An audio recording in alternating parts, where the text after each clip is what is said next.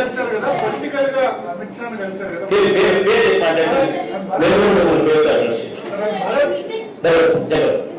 అమిత్ షాను కలిసారు కదా. please. Somebody is asking here. Sir, one of the other, please, sir. Give it 20 minutes. Then we can move on to the English meeting. Sir, Amit Shah కలిసారు కదా. Just give it 20 minutes. మీరు cabinet లో ఉన్న జైన్ అమ్మని వాళ్ళు ఏమైనా ఆహ్వానించారు? Amit Shah కలిసారా? Next second ఉన్న కేసీఆర్ కలిసారు కదా. ఏ ఇష్యూస్ డిస్కషన్ వచ్చాయి కేసీఆర్ గారు? అసలు కేసీఆర్ గారి గురించి చెప్పండి, అమిత్ షా గారు.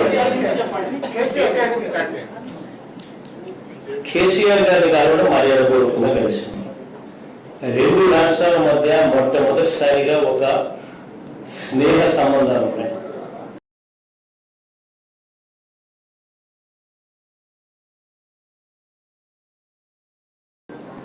రాష్ట్రానికి సంబంధించిన అన్ని అంశాలను సార్ట్అవుట్ చేసుకోవాలి అంటే it is very important that పొరుగు రాష్ట్రాలతో సత్సంబంధాలు ఉండడం, మరీ ముఖ్యంగా తెలంగాణ రాష్ట్రంతో సత్సంబంధాలు ఉండడం. అందులో కేసీఆర్ గారు ఒక అడుగు ముందుకు వేస్తూ తన స్నేహాన్ని ఒక అడుగు అందులో గుర్తు పెట్టుకునే రీతిగా చాలా గొప్పగా మంచి మనసుతో 4 అడుగులు ముందుకేసి ఆయన ప్రత్యేక హోదా అన్న అంశం మీద కూడా నేను మీకు సంపూర్ణంగా మద్దతుగా నిలబడతాను, పార్లమెంటులో ఉన్న ఎంపీలందరూ కూడా మీకు తోడుగా నిలబడేంత దూరం నేను మీకు సహాయ సహకారాలు అందిస్తాను అని చెప్పి మనస్ఫూర్తిగా ప్రధాని చెప్పాడు, మనస్ఫూర్తిగా కేసీఆర్ గారు చెప్పారు.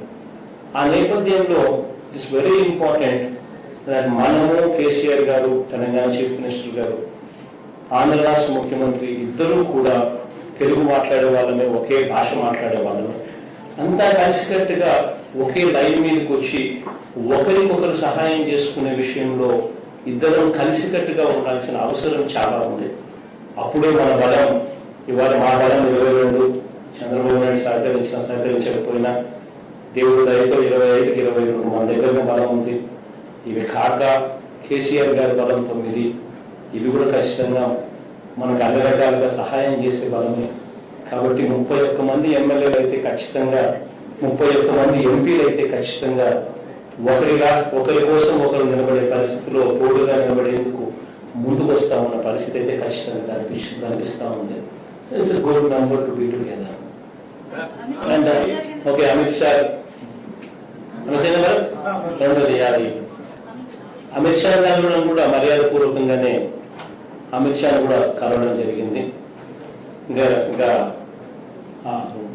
మొత్తం వాళ్ళదే ప్రభుత్వం, ఆయననే బీజేపీ అధ్యక్షుడు. So probably second most powerful person in this country ఎవరైనా ఉన్నారనంటే అది బహుశా అమిత్ షా గారేనేమో నేను అనుకుంటా ఉన్నాను.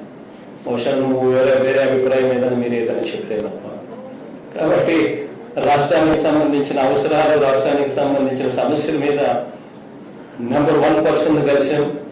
ఆ తర్వాత most important, most powerful people రెండో మనిషిని కూడా కలిస్తే ఇంకా రాష్ట్రానికి సంబంధించిన కాస్ట్ ఇంకా అంత బలపడే కార్యక్రమం జరుగుతుందనే ఉద్దేశంతో మర్యాద పూర్వకంగా ద మోస్ట్ పవర్ఫుల్ పర్సన్స్ లో నెంబర్ 2 కూడా కలవడం జరిగింది. That is Amit Shah.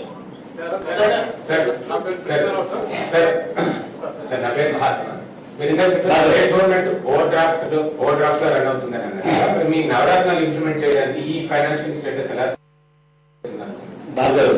మహాత్మా మనకి ఇక్కడికి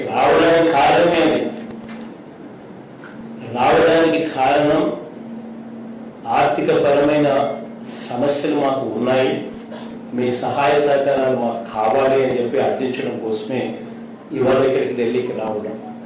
ఆయన ప్రధానమంత్రి గారు, మన ముఖ్యమంత్రి, మన ఆంధ్ర రాష్ట్రానికి మనం ఉంటాం, మనం మాట చెప్పాం. ఆ మాటలన్నీ